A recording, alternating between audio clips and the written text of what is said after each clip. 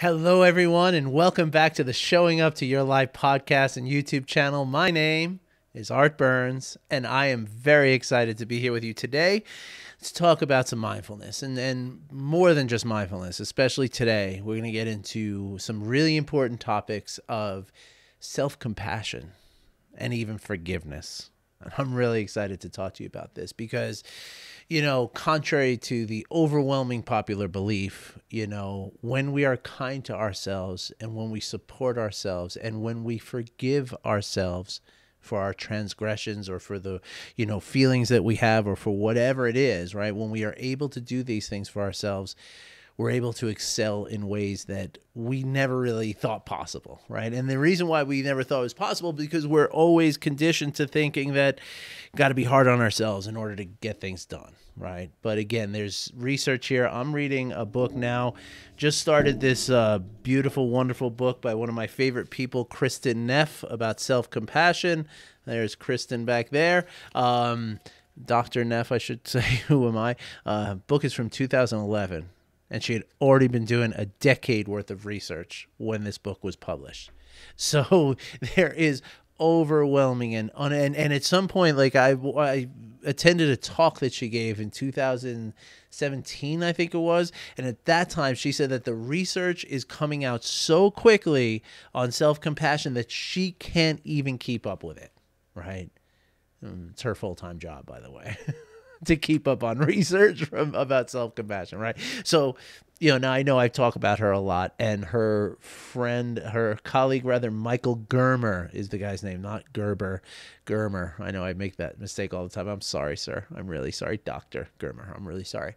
So anyway, we're going to talk about this a little bit here, okay, in how important self-compassion is, but in a very specific way, okay? Now, today's two segments are going to be dealing with, and this can serve as both a trigger warning and also, maybe this isn't for you, kind of notification, right? Because, not everyone who's in my listening audience here and viewing audience has experienced trauma of any kind, certainly not necessarily childhood trauma. Now, statistically, a bunch of you have, right? It's statistically about 25% of you have experienced physical, emotional, and or sexual trauma as a child. Now, again, trigger warning, I'm really sorry. I don't mean to bring this up on you, okay? Because I know how difficult that can be, okay?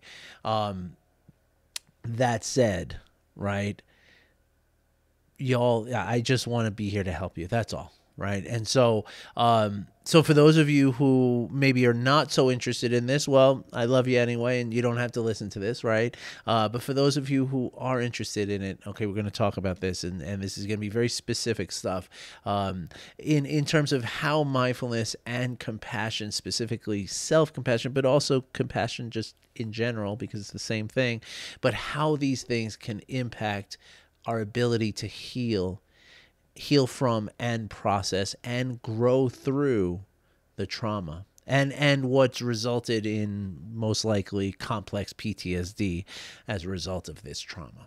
Okay. All right. So let's talk about segment one. All right. As you know, we do these episodes now in two different segments. So this first segment here is going to be about, well, really, it's about parenting mostly. So I guess I'm narrowing the scope even further, okay? What I wanted to discuss with this, and this is a bit of a personal story. I know that you all have been supportive of my personal stories before, so I'm counting on your support once again. So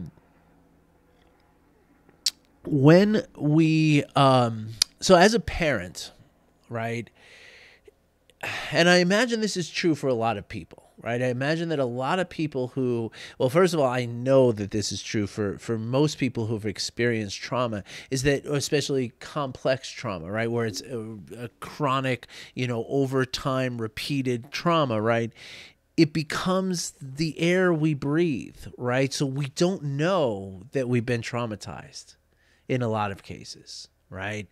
And furthermore, because it's happened when we were children, right? And that's really the bulk of, complex CPTSD, I think, comes mostly from, childhood trauma, childhood abuse, right?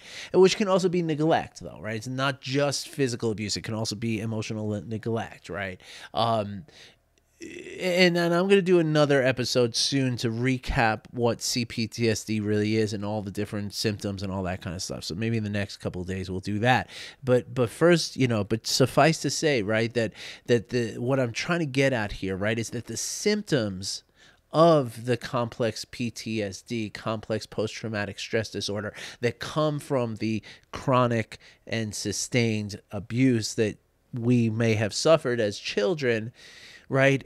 The symptoms are entwined in our development, right? So it's not, we don't see it as a symptom, right? We see it as a personality trait, right? And this serves two things, two very, very important things. Number one, it serves to mask the symptoms, which is definitely not helpful, right? Because, as you're growing up, you don't realize that you are traumatized, right? You just figure, I'm just not good socially. I just have a wandering mind. I just have, this need to be perfection. I'm just a helpful person. I'm just I just have issues with self-worth, right? Like, these are not known as symptoms, but every one of these and more are symptoms of the CPTSD that results from the childhood trauma, right? So that's the first thing, is that it masks these symptoms, right? So we don't know to get help. We don't know that we need to heal from this, right? We just think that this is life. And so we raise our children in that way too, right? But the second way in which this becomes really, really impactful is that it really instills in us a extremely negative self-view of ourselves, right? An estimation of our worth and our abilities and all that. It's extremely impacted by this process of childhood trauma and CPTSD that results from it, okay? And so that's what we're going to talk about here today, okay? So specifically, though, again, this first segment is going to be for the parents out there, right? Because like me, you might have become a parent before you realized that you were traumatized, before you realized that you needed to do the work to heal from your trauma. You might have become a parent before that was apparent to you. Nice play on words there, right? And so what does that mean, right?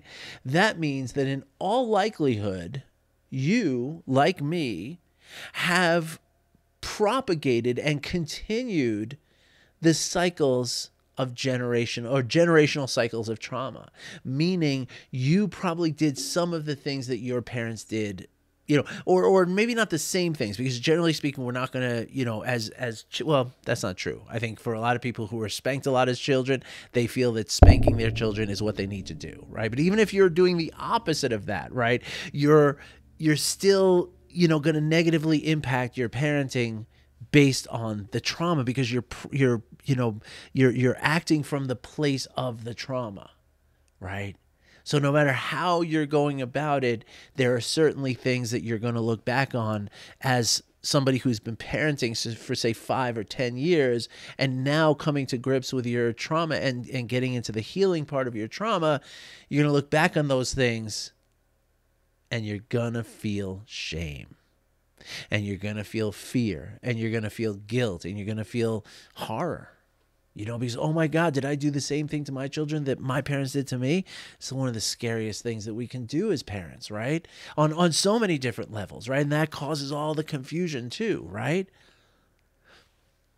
So this is where mindfulness and self-compassion come into play and help so much in the healing of this trauma and the processing and the healing of the PTSD, the CPTSD, complex post-traumatic stress disorder that results from the trauma.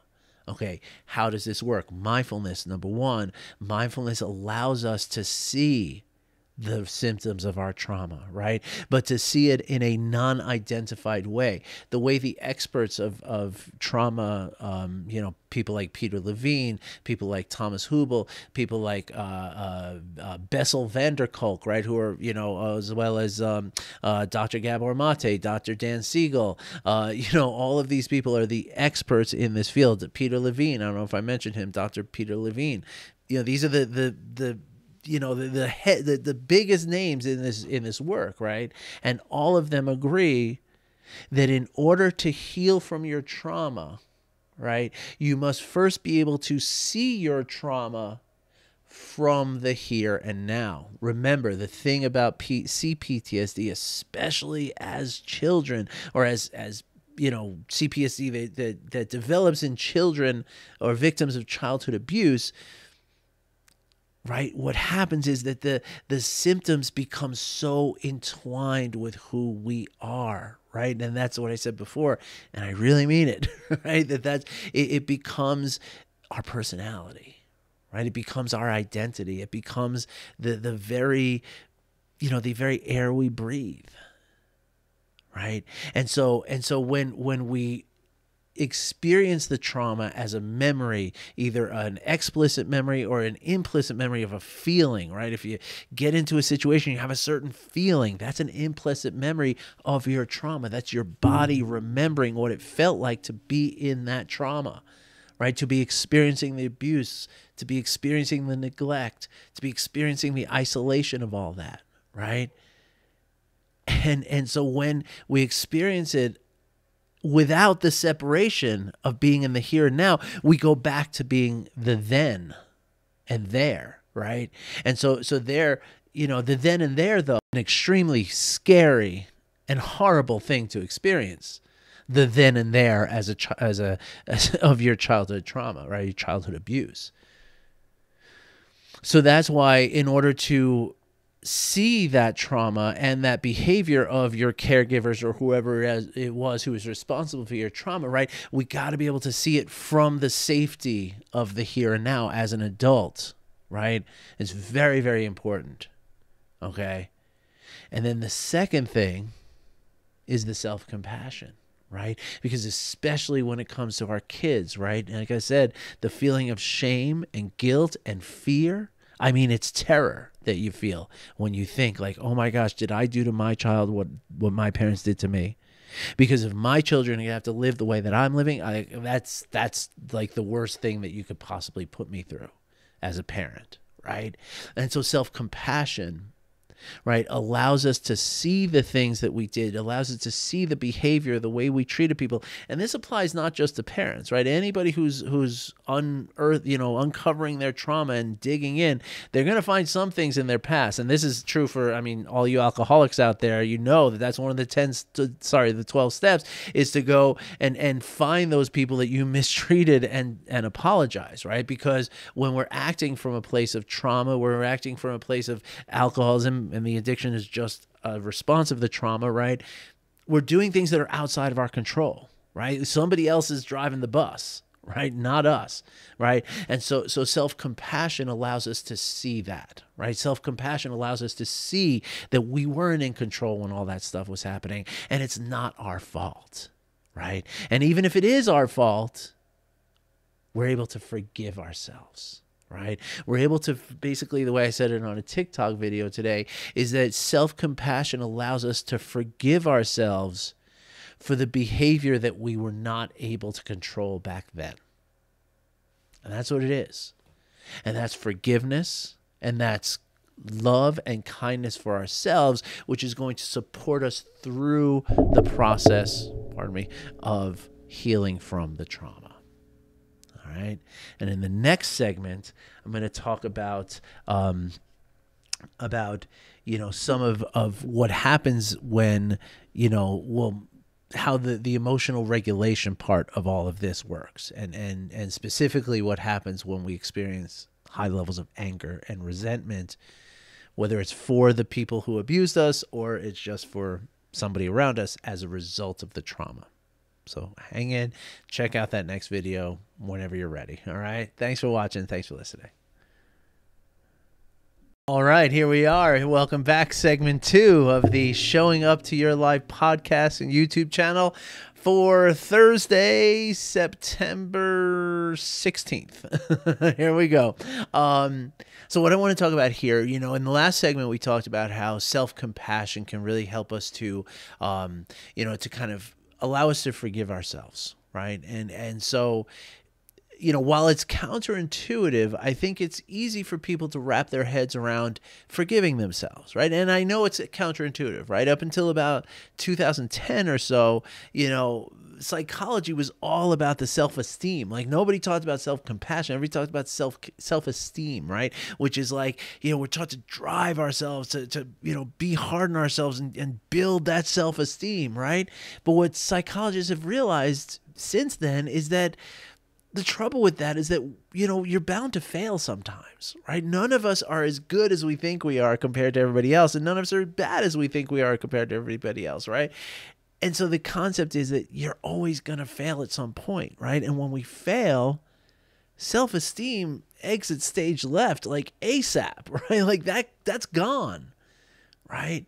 And so what are we left with in the absence of that self-esteem? We're left with crushing levels of shame and inadequacy and all. And so psychologists now are hip to this and they understand this now, thanks in no small part to this wonderful woman here, Kristen Neff, who I talked about in the last segment, right? This is her book, Self-Compassion, right, which is published 10 years ago and is, me, I've already got my post-it notes going and stuff, because it's still very relevant, right? But it's already 10 years old. It's amazing, right? And so what we know now about self-compassion is that forgiving ourselves and supporting ourselves is far more effective in achieving success and achieving happiness in our lives than any of the self-esteem or any of the self-flagellation that would go on, right? And so while this is very counterintuitive, I think on some level it's easy for people to kind of accept, like, yeah, I hate to admit it, but yeah, I guess if I forgive myself, that's going to be a good thing. I think people are generally willing to accept that, right? However, when it comes to forgiving others, that's a whole different story for people, right? That's something that we're not very willing to do. We're not willing to forgive. We're not willing to offer compassion to people who've hurt us, to people who've done us wrong, to people who have slighted us in any way, right? And so why is this important? Why does this fit with the last segment? It sounds like it's totally disjointed, but it's not. Part of the notion of, or part of the symptoms of cptsd, and this is something that's very specifically tied to people who've experienced childhood trauma, right? Abuse, neglect of any kind, right? And of course, childhood trauma could also be like if you had a family who was, if your dad went to jail, or your mom went to jail, or if you had a family where, food was scarce, right? Or the electricity was getting cut off every, like if you lived in that kind of situation, even if your parents were very loving and supportive of you, there's still a chance that you have some cptsd from just living that difficult life. I mean, many people as adults are experiencing cptsd just from the result of living in such a competitive and crushing society that we live in, right? Like, so it can happen in many, many ways, right? But as a survivor of childhood abuse, that's where I'm kind of going for, right? Now, back to my point, that one of the very specific symptoms that's tied to people who have had childhood abuse and developed their cptsd through that abuse, right, is anger and temper tantrums, right? And there's a specific reason why. Now, all PSD, and specifically complex PTSD, is going to, or one of the overriding symptoms is going to be lack of self-regulation, right? The inability to regulate our emotion, as they call affect regulation in clinical terms, right? Affect, AFFECT, is just basically the way that we show our emotions, that we express our emotions, right? And so people with CPTSD have a hard time with that no matter what. And PTSD too, right? That regulation becomes a challenge for us, right? But specifically to those of us who experience childhood abuse, anger is a very difficult thing. And here's why. Okay, number one, we had every right to be angry at the people who were abusing us, right? Whether it was ourselves that we're angry at for being so unworthy and being, deserving this abuse, right? Or being angry at the person who was abusing us, right? But here's the thing. Because of the nature of the abuse and the abuser and that relationship here, in almost every circumstance, it was impossible for us to express that anger, right? Expressing that anger for me would just get me hit again, right? So I learned very early on, don't do that.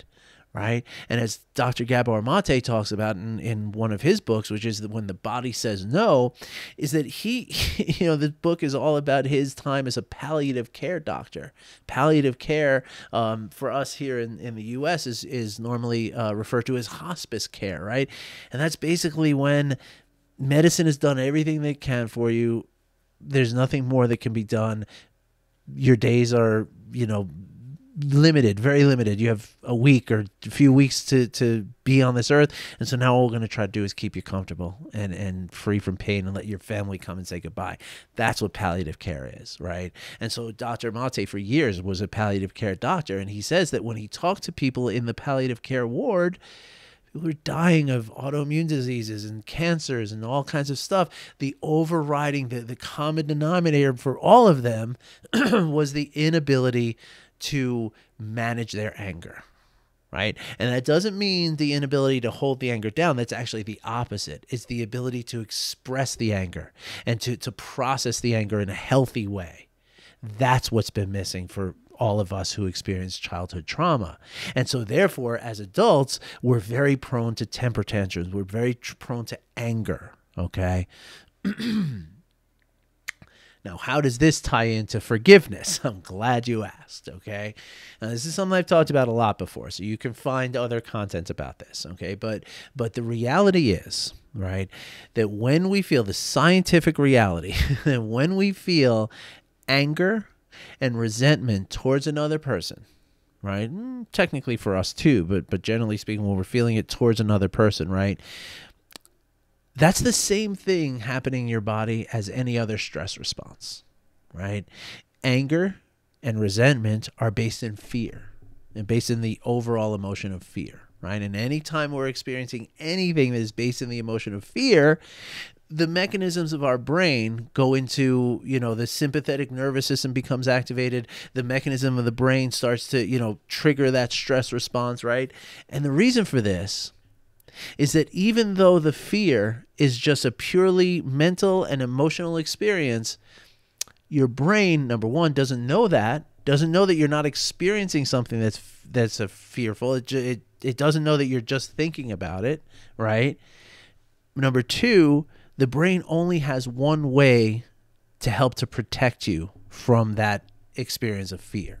And the way that the brain has to protect you from that is to initiate a physical response, right?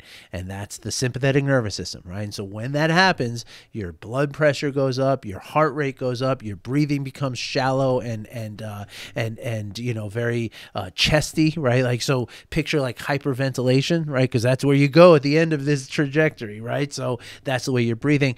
Various, systems of your body are shutting down and redirecting and reprioritizing things, because your brain thinks that you're under attack and it's trying to save you, right?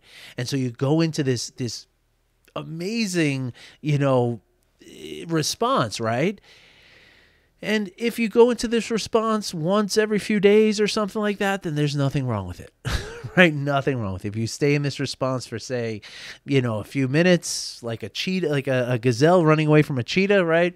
You could do that for the rest of your life, right? Every few days, you go into that response, you come back out after a few minutes, your body can handle that indefinitely, right? That is not going to be the thing that contributes to your lack of health, right? However, that's not the way it usually works, especially with things like anger and resentment, right? Or contempt, right? Or grudge, or, those kind of things, right? Because what happens is, right, when we are holding somebody in our anger and in our resentment and holding that grudge against that person, right? Every time we think of that person, we initiate that response that I just described, right? With the heart rate and the blood pressure and the systems and the brain, all that stuff, right? And the things that make that happen predominantly are the hormones of adrenaline and cortisol, okay? Among others, but those are the big sexy ones that everybody knows about, right? The problem with that is, right, those hormones do not belong in our body on a chronic level. Again, those hormones belong in our body when we're running away from the figurative cheetah of our lives, right? And we can do that every couple of days for like 5 minutes at a time, no problem there, right? But when cortisol begins to become the regular chronic way, and adrenaline also is constantly in your body, well, now you're inviting some serious health issues to come on, right? Serious health issues. Like Dr. Mate talks about the palliative care, right? These were not people he was talking about in gyms and beaches and parks. These are people who are dying, right? And that's the serious thing, right? Because your body cannot take it, okay? So that's where we come to compassion and forgiveness, okay? Because when I can hold somebody else in compassion, right? Meaning that I know that what they're doing that might be bothering me, they're doing because they believe that that thing is going to be good for them, right? So it's not something they're doing against me, it's something they're doing for themselves, right? And when I can also hold in compassion, I realize that this person who's doing this thing to upset me, this person suffers, right? Is probably suffering right now, and if not right now, definitely suffers at times in their lives, right? Just like I do, but clearly their actions are showing that they're suffering, right? And when I can hold those two things in that compassion, when I can hold everybody in that compassion, now it makes it easier for me to say, okay, you know what? I can make the conscious decision now to forgive them, right? And if I forgive them, that doesn't mean that I got to go tell them that I forgive them. It doesn't mean that I'm giving them license to do that thing and hurt me again, right? What it means is that I'm taking the self-serving act of just putting down the burden of that anger, right? Because here's the thing, right? I talked about that whole stress response that goes on in your body, right? If somebody in your life is causing that kind of anger and resentment and grudge kind of behavior, it is not unreasonable to think that you will think of that person 30 times a day, right? And again, because of our tendency as victims of childhood trauma and sufferers of cptsd, right, we're likely to get angry at a lot of different people in our lives, right? Like almost everybody all the time, right? So let's say instead of one person you're thinking about 30 times a day, let's say it's 10 people. Let's say it's 20 people. Now you're talking 600 times a day. You're initiating that stress response. You're flooding your body with cortisol and adrenaline, and you're causing this stress on your body that is going to just damage you beyond anything you can even imagine right now, right? So we can practice then forgiving, right? Now, the way to practice it, right? And again, this is why, self-compassion, because this is an act of self-compassion too, right? To forgive you means that I'm caring for myself, right? Because if I'm angry at you, and so thinking about you is causing this terrible impact on my body that's eventually going to kill me, well, then it is an act of self-care and self-compassion to stop thinking about you, right? And so this is why self-compassion and mindfulness are so impactful in the healing of trauma, right? Because the mindfulness comes in because I can be aware, like, okay, I'm thinking about that person now, right? I can feel the anger. I can sense it. I can tell. I can see myself thinking about that person. And if I can see it, I can stop it. If I can measure it, I can master it, right? So how do we develop this, right? Because it's not just a question of saying, okay, I'm going to be compassionate and forgiving for people today. No problem. That's not going to work, I mean, it might work eventually. Setting the intention is definitely part of it. Waking up in the morning saying, I'm going to try to be more forgiving today. I'm going to try to be aware of my anger today. Yes, those things are great. And if you're working with me as a coach, I will help you with those kind of things too, right? But you can practice forgiveness just on its own, right? The key is to start small. Okay, first forgive the person who you saw throw a piece of gum wrapper on the sidewalk. Forgive the person who serving you at Starbucks got your order a little bit wrong, right? First forgive the person who, cut in front of you on the road, right? Do these little tiny forgivings, right? And work on yourself too, right? Forgive yourself for, I spent a little too much time on Facebook this morning. Forgive yourself for that, right? Something that's pretty easy, right? Do the little things. Don't go right to your abuser, right? Do not do that. Do not do that. That's the worst thing you can do.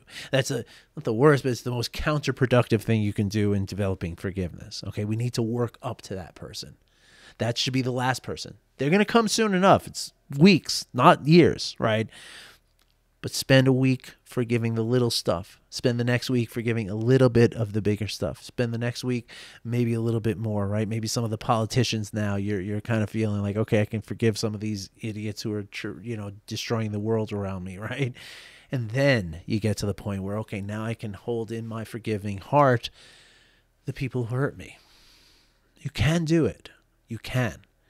But it takes time and it takes practice and it takes work. And the best way to do that work is with someone who's going to keep it safe and secure for you, okay? And I'm one person that can do that. I'm not the only person, but I'm one person who can do that. So, as always, I'm going to put a link in the description for you to get in touch with me to start a coaching session. It's free, okay? It's already paid for. You don't have to pay a dime for it. And it could change your life. It really could. So it's there for you if you want it, all right? I hope you enjoyed segment 2. I hope you enjoyed segment 1. I'll be back again tomorrow. Have a great day, everybody. Take care.